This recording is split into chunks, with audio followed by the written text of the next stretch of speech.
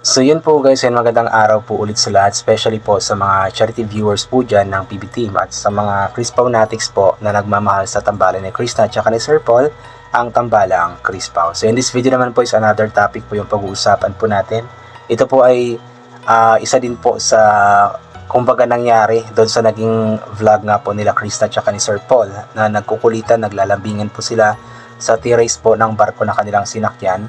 Kung saan nga po is nabanggit nga po ni Sir Paul doon na tinawag po niyang wife si Krishna.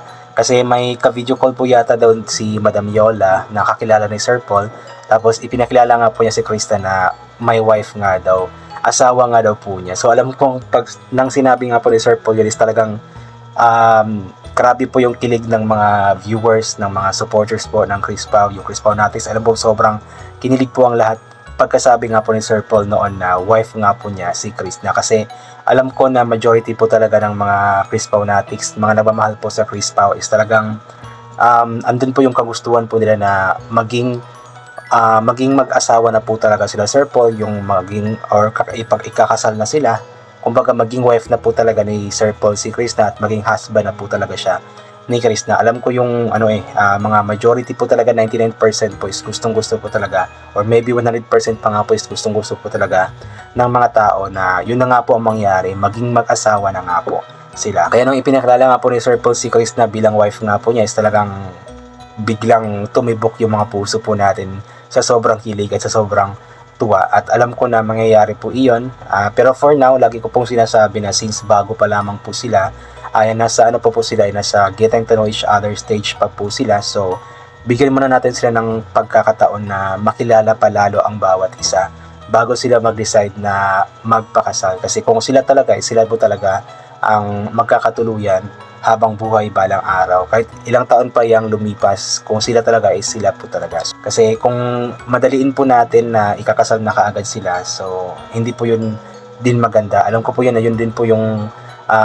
mensahe or advice po ng mas nakakarami, yung maging or mag-getting to know each other po muna sila, mas kilalanin muna nila ang bawat isa, di ba? So ano na lamang po sa ngayon is ipag-pray na lamang po natin na yun nga po, maging masaya nga po sila sa kanilang relasyon, maging masaya po sila sa bawat araw na magkasama po sila, damdamin po nila lahat ng oras, bawat minuto, bawat oras, bawat segundo na magkasama po sila.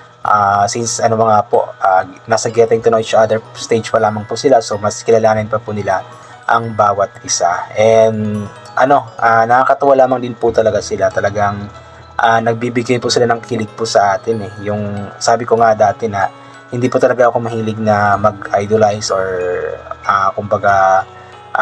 natutuwa sa mga love team kasi hindi naman totohanan po yan, especially sa mga artista. Although merong iba na totohanan po talaga, pero hindi po talaga ako mahilig sa mga ganoon. But then itong itong tambalang Chris Pau, ito po yata yung pinakaunang love team na aking in-idolize. Kasi iba po kasi yung tambalan po nila, di ba? And for Sir Paul, talagang ilang years ko na pong pinapanood si Sir Paul, 5 years, 6 years na po yata. Ito yung pinaka first time po talaga na naging ganito si Sir Paul, na sobrang na-inlove po siya, na talagang sobrang nagbibigay po ng kilig po sa atin kasi hindi po natin in-expect na mangyayari po ito sa buhay ni Sir Paul. At ang babae pa po na kanya nagustuhan is isang babae po na grabe din po, na sobrang alam niyo pong sobra siyang sobrang nakakatuwa, sobrang nakakawala ng stress po yung personality po niya. At the same time is napakabait pa, napakamapagmahal na anak, napakamapagmahal na tao sa kapwa-tao po niya.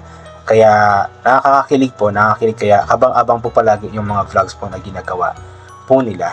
So anyway po, basahin po natin yung ilan po sa mga komento ng mga tao pong natutuwa sobra sa tambalan nga po ng Chris Pau.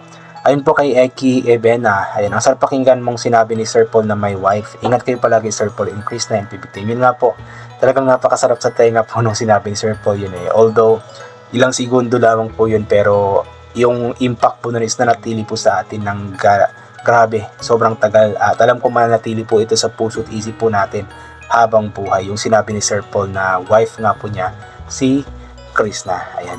Ito naman po mula kay Maria Victoria Bio. Doon lang sa wife ko, sapat na. I'm ready for the day. Happy na ako, masaya na ang araw ko.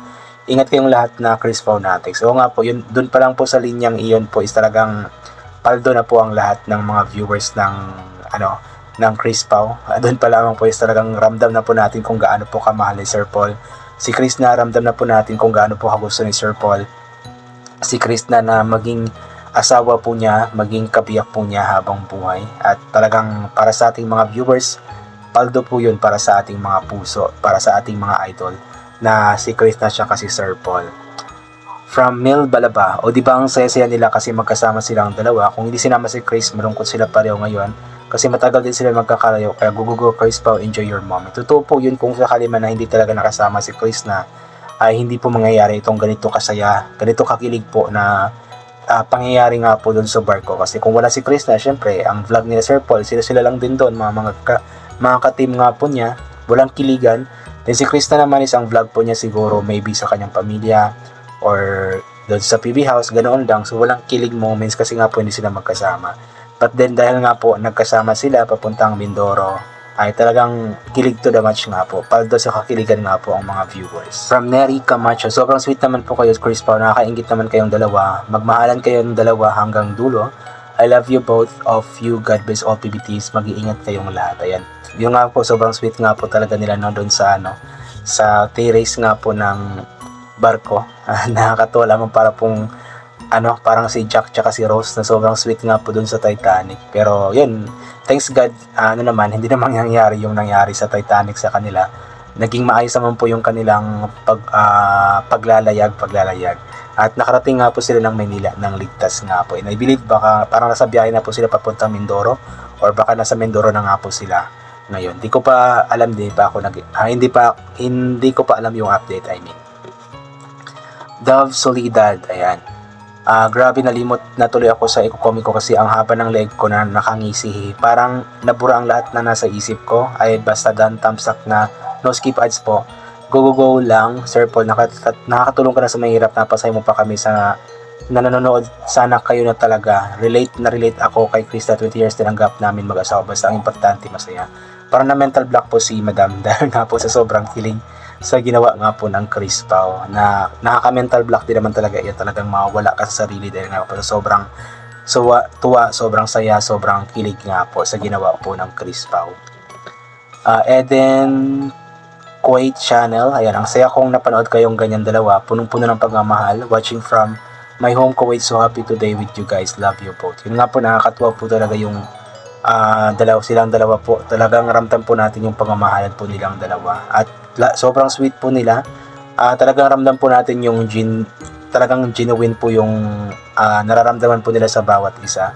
Yung the way nga po magsalita si Chris na kapag magsasalita siya kay Sir Paul is may pabebe style. So ibig sabihin po na nagpapabebe po siya dahil nga po kumbaga dahil nga po mahal po niya si Sir Paul, di ba? LA Pajardo, how sweet. Di ka talaga masad Sir Paul kay Chris na pagkasama mo siya, masayahin siya sa lahat sa iyo sa team. Enjoy po Chris Paul, maya konti, andyan na kayo sa Manila. Ingat po kayo ng team. Sana will you marry me na. Love you all team Chris Paul. God bless. Ayan, will you marry me na daw sana. At yun nga po, nasa Manila na po sila. Kagabi po yata iyon. So thanks God kasi naging maayos po yung kanilang paglalayag. Ayan, Sheila Rus, ayan. Good evening Sir Paul, Chris, ang sweet naman nyo. Ang saya kong pinapanood ko kayo. Nakakilig naman kayo ay Chris Paul forever. Sana walang magabago sa inyong dalawa. Alagaan mo Chris si Sir Paul hanggang tumanda kasi sobrang bait niya. Ingat kayo palagi. Yun nga po, ipag-pray po natin na hanggang sila na nga po hanggang sa dulo lang walang hanggan. Ayan, abangan po natin yun. And hoping na yun po talaga ang mangyayari. At ito naman po mula kay Mylene. Ang ganda ninyong pagmasdan, sweet naman. Sana tuloy-tuloy na sa kasalan, masaya kami na tagahanga mo Sir Paul na magkatuluyan kayo ni Chris na. So abangan po natin yun guys kung saan nahantong nga po ang pagmamahalan ng Chris Pao. At ito po mula kay Weng.